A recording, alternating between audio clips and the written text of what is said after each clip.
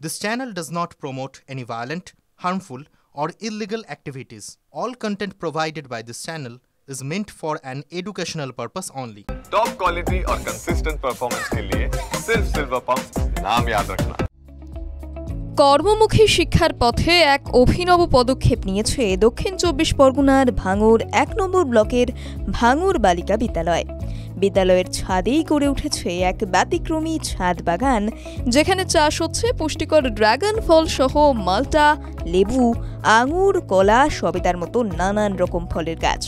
এই উদ্যোগ শুধু শিক্ষার পরিধি বাড়িয়েছে তাই নয়, মিড ডে মিলের মাধ্যমে ছাত্রছাত্রীদের পুষ্টির চাহিদা মেটাতেও সহায়ক হয়েছে। স্কুল সূত্রে খবর, বর্তমানে ছাদে রয়েছে ১৫০টি ড্রাগন ফল গাছ, ১০টি মাল্টা ও লেবু গাছ, ৪টি আঙুর গাছ, ২টি সবেদা গাছ এবং ৪টি কলা গাছ।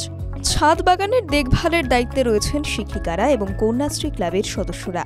এমনকি গ্রীষ্মকালীন ছুটির মধ্যেও নিয়মিত বিদ্যালয়ে এসে বাগান পরিচর্যার কাজে অংশ নিয়েছেন প্রধান শিক্ষিকা নূপুর শিকদার, শিক্ষিকা মানসী প্রধান মাইতি, ফরিদা খাতুন সহ আরও অনেকেই।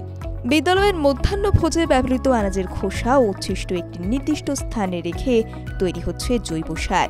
এই সারই ব্যবহার করা হচ্ছে ছাদ বাগানে। এর ফলে পড়ুয়ারা যেমন অর্গানিক চাষের শিক্ষা পাচ্ছে, তেমনই বাস্তব জীবনে স্বনির্ভর হওয়ার প্রেরণাও মিলছে। ড্রাগন ফলের উপকারিতা সম্পর্কেও ছাত্রছাত্রীদের জানানো হচ্ছে।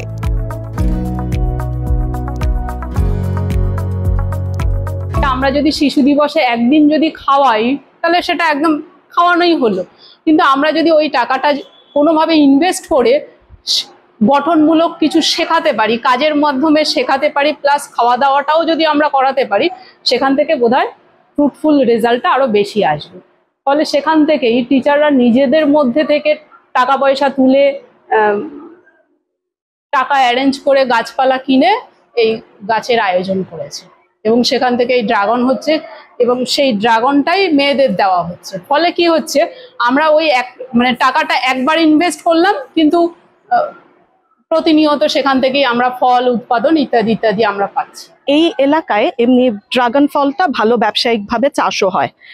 সেখান থেকে একটা আইডিয়া বা কি করা যায় সেটা ভেবে এই গত বছরই শুরু হলো এই বাস্কেটগুলোতে আপনারা দেখছেন এই স্বল্প পরিসরে যেইটুকু করা যায় কন্যাশ্রী ক্লাবের মেয়েদের নিয়ে, তাদের সাহায্য নিয়ে এবং টিচাররা যেটুকু পেরেছেন গাইড করেছেন করে এই কিছু ফলের চাষ। এবং ড্রাগন আজকে আপনি দেখছেন হয়তো গাছগুলো ফাঁকা, ফলটা পাড়া হয়ে গেছে এবং আমরা খুব আনন্দের সাথে জানাচ্ছি আমরা মেয়েদের একটা করে টুকরো হলে ফলের খাওয়াতে পেরেছি কিছু ক্লাসকে। ভর্তি ড্রাগন ফল হয়েছিল। আর এখানেই তো দেখছেন কলা গাছ হয়েছে, একটু টবে আঙুর বসানোর চেষ্টা করা হয়েছে। জৈব সার কি করে কি তৈরি করা হয় মেয়েদের একটু বলে টোলে তারাও সবকিছুতে সাহায্য করেছে। মেয়েদের দিয়ে আমি এবং মেয়েরাও করেছে ওই যত আমাদের আনাজের খোসা, ওই মিড ডে মিলের যে খোসাগুলো, ডিমের খোসা, বিভিন্ন ভাত তরকারি যেগুলো বেশি হতো সেইগুলো ওই একটা জায়গায় ফেলে তার উপরে মাটি চাপা দিয়ে আবার এইভাবে একটা জৈব সার তৈরি করে আমরা সেটা আবার মাটির সঙ্গে মিশিয়ে এই ট্রেগুলোতে ভরলাম, ভরে গাছ লাগালাম। এইভাবে মেয়েদের নিয়ে আমি মোটামুটি একটা আমার ইচ্ছা ছিল যে বাগান তৈরি করব এবং মেয়েদের উৎসাহিত করব কিভাবে যে আরও ফল তৈরি করা যায়, বাগান তৈরি করে ফুল ফলে ভরিয়ে তোলা যায় আমাদের এই ছাদ বাগানকে। এটা আমার উদ্দেশ্য ছিল। তা মোটামুটি আমরা চেষ্টা করছি আরো ভালো করে আমরা করব। টিভি9 বাংলা ডিজিটাল।